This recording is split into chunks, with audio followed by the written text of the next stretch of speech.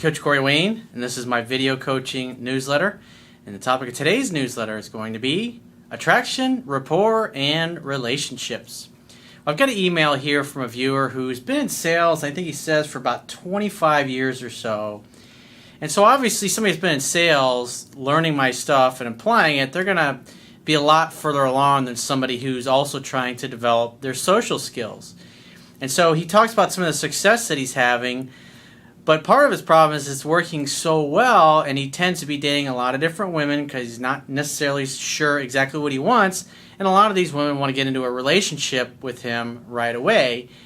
So he's basically wondering what he can do, what he can say in order to keep these women from getting so needy, clingy, and wanting to lock him down to a commitment right away. So what's great is this is kind of like the flip side, which a lot of the guys that come to me are having a problem with, is they're literally chasing the women out of their lives.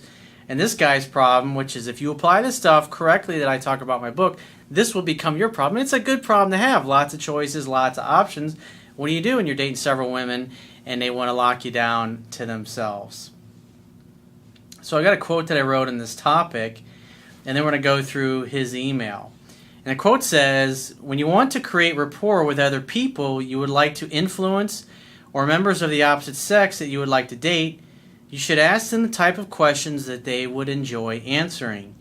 Deep down, the person who most people would like to talk about are themselves. Every human being loves it when they encounter another human being who is sincerely interested in who they are, their interests, hobbies, hopes, dreams, and what they enjoy talking about. By becoming a sincere and inquisitive listener, you will become the leader of all of your interactions with other people. This will enable you to influence potential employers, clients, customers, friends, lovers, investors, etc., so you can cause other people to willingly and enthusiastically help you and give you what you want. Why? It's almost impossible to say no to a good friend or someone who makes you feel special and important. And this not only applies when you're trying to create rapport with somebody that you want to date, if you're trying to influence an investor to invest in your startup, or to bring in a high dollar, high income salesperson into your company, or you're trying to get somebody to hire you. If you can create rapport, in other words, get in the habit of asking other people the kind of questions that they would enjoy answering, or especially like if you're in a job interview and you have a list of things that you're looking for in a company, if you go in right away and you sit down in a job interview and you start saying, I'm looking for this, I'm looking for that, what's the culture like here, is it like that, what's the opportunity for advancement, how's the company doing, is it very healthy, is it growing, the last company I've been working for, wasn't this or wasn't that, and that's what I'm really looking for before I decide which company I go to work for. Because if you think about it, if you're a professional athlete or you're very successful, you have lots of choices and lots of options, you need data, you need information in order to make a decision. And therefore, when you go in asking questions like that, even if you don't have a job or you've been out of a job for a year, and you go in and you start talking like that, now you sound like somebody who's got lots of choices and lots of options, and there may be a bidding war for your services. And so when you go, because remember, you probably heard me say this before, but whoever is asking the questions in any conversation is the person that's leading that conversation. If you're the one leading a conversation, you will have the ability to influence other people to cause them to willingly and enthusiastically give you what it is that you're looking for. So let's go through this guy's email. It's not a very long one, it's a short one. He says, hey Corey, first off, I wanted to tell you I'm very successful with women, but saw and read your book and it was a great refresher.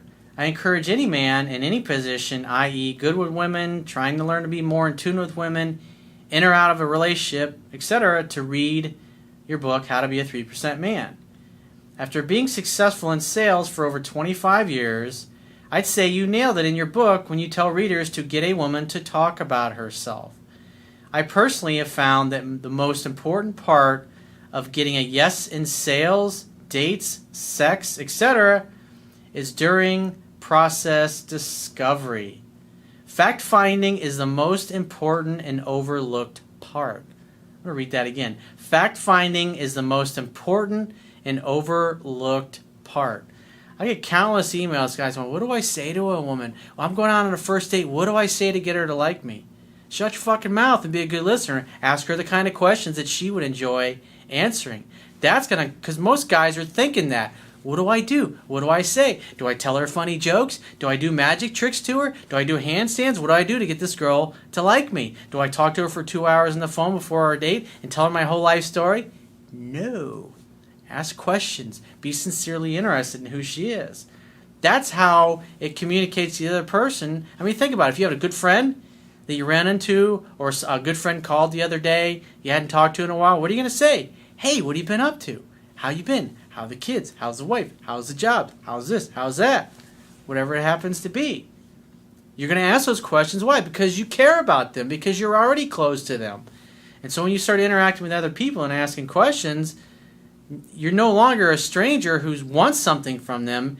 Now you're like a friend who cares about their welfare and their well-being and is enthusiastically interested in what they have to talk about.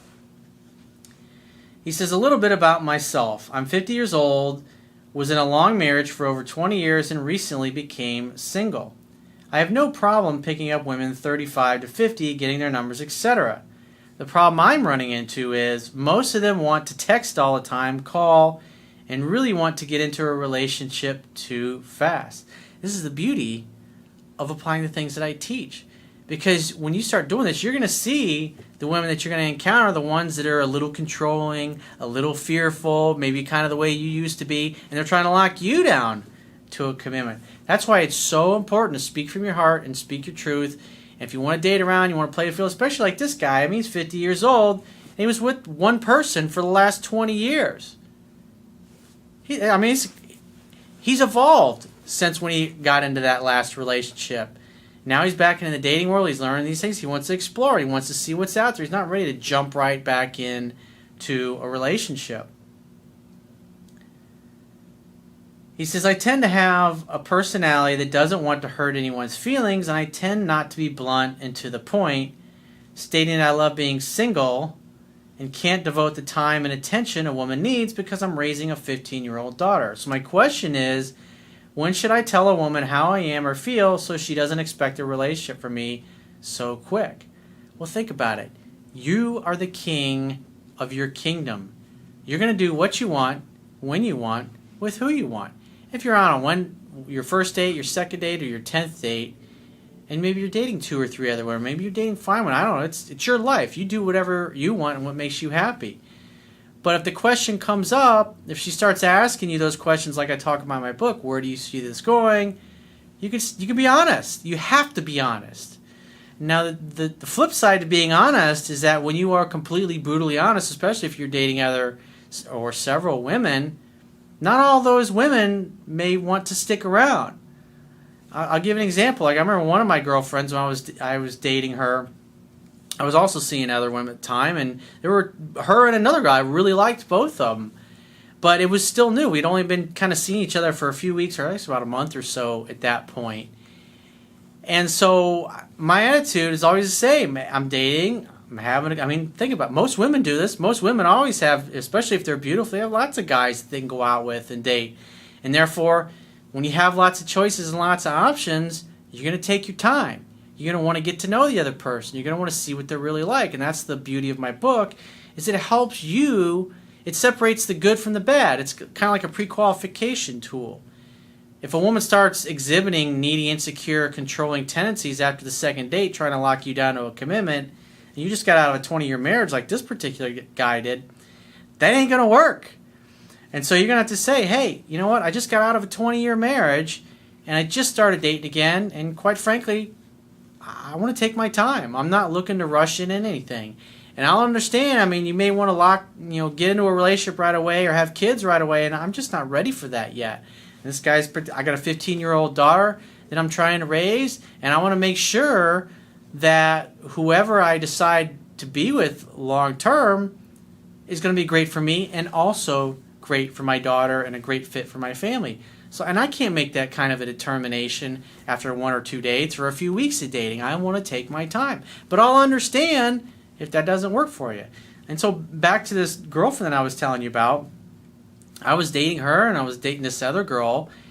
And it's like women are very intuitive. They know if there's somebody else in the picture. And the one that I ended up with, It's like, I remember her, we were talking one time, and she said, she's like, Corey, I got to be honest with you. Are you dating anybody else? I was like, yeah, talking to other women.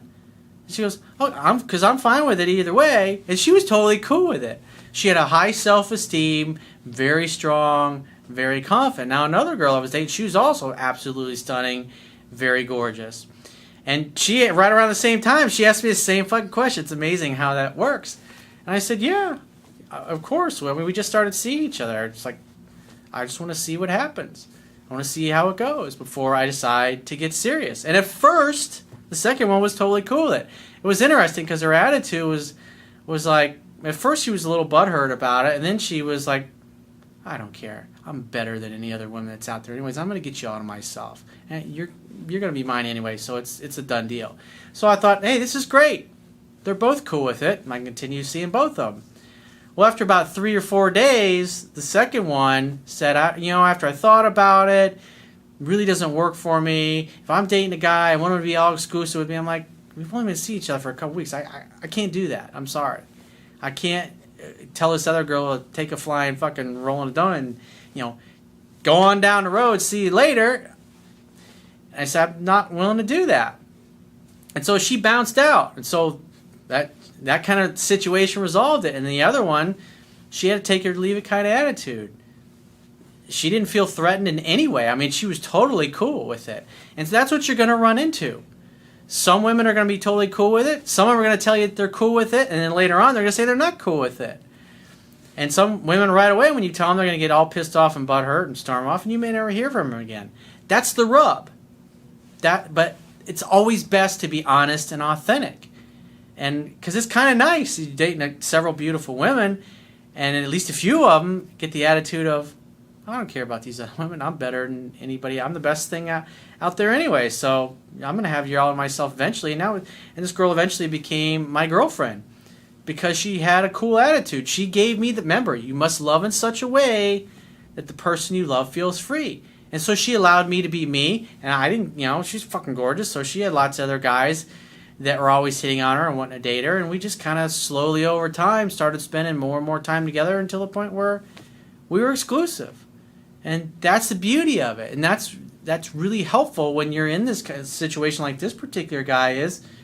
Women who have a healthy self-esteem and who know they're awesome, they might get a little upset at it, but they're like, hey, you're going to be mine eventually anyway, so it really doesn't matter. I mean, think about it. As a guy, you got several beautiful women that take that attitude.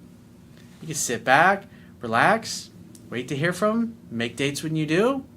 And the one who gives you the greatest space and freedom, and especially a woman who's got her shit together, is going to say, that makes total sense. I mean, 50 years old, you got a teenage daughter, you were with the same person for 20 years, you just got divorced. I mean, that's reasonable. I can't expect after 3 or 4 dates or after a few weeks or even a month that you're all of a sudden going to jump back into an exclusive relationship. We're going to move in, live happily ever after. And so that's why honesty is always the best policy. But like I said, it's a double-edged sword. If you're dating several women and those conversations come up with half or all of them, like at the time I was dating 2 different women that were really fucking amazing. One of them bounced out. She totally took herself out of the equation. And then I just slowly started spending more and more time focused on the one who eventually became my girlfriend. And that's the beauty of the situation, because the right person for you will give you that space to come and go. But if a girl's kind of insecure and eater, or maybe that just doesn't match your goals and values. Some women, they go out with a guy one time, or even they start talking to a guy. In their mind, they're exclusive. And they don't want any competition. They don't want you dating anybody else. And that's fine too. Maybe they're old-fashioned like that. But at the end of the day, if that's not what you're looking for, you have to be honest right away when the conversation comes up. And so in this particular case with this guy here, I wouldn't discuss it unless it's brought up. But be honest and authentic and say, yeah, of course I'm dating another one. I mean, I just got out of a 20-year marriage. I want to take my time. But I'll understand if that doesn't work for you. And that's what I told both these girls.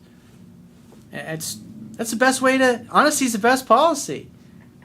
It gives you the freedom to be you without... Because the worst thing you can do is... I had a friend who would date 3 or 4 women, and he would tell all of them that he's exclusive, and they had no idea. So he was running around living a lie. Can you imagine dating 3 different women and constantly making it... Where were you this week? Oh, I was busy. I was working. I was this. Oh, I had to go out of town. He was making up all kinds of shit. I mean, eventually they're going to catch you in lies. And then you end up losing all of them because you're a fucking liar. That's the worst thing that you can do. A lot of guys are too fucking weak and they're too afraid to lose them all. But sometimes that's going to happen. Sometimes you're going to lose women by being honest with them if you're dating around. But it's the best way to be, because the right ones will be like, that's all right. You're going to choose me anyways because I'm the best. And that's what you want. You want a woman who thinks she's the best, and she's got a high self-esteem, because you're not going to have to worry about needy, insecure tendencies, or how come you didn't call me back right away? Where were you this weekend? What's going on? I think you're cheating on me. I think there's somebody else. Because I've done plenty of emails in the past where guys are going out with women that are like that. And it makes your life a living hell. You're like jumping through your butt, bending yourself into a pretzel. So they, because of their insecurities, fears, and that's, fuck that. By applying the things I talk about in my book, you'll find a high status, high self-esteem, beautiful woman who's going to be cool with it either way. That's what you want. Because long-term relationships are hard enough. You got to make sure you attract somebody in your life who's got a healthy self-esteem. That's definitely something to think about. So if you'd like to get my help personally, the quickest way is to book a paid phone, Skype, or email coaching session. You can choose any of those options by going to my website, clicking the products tab at the top of your screen, and just follow the instructions for booking whichever option works best for you. And I will talk to you soon.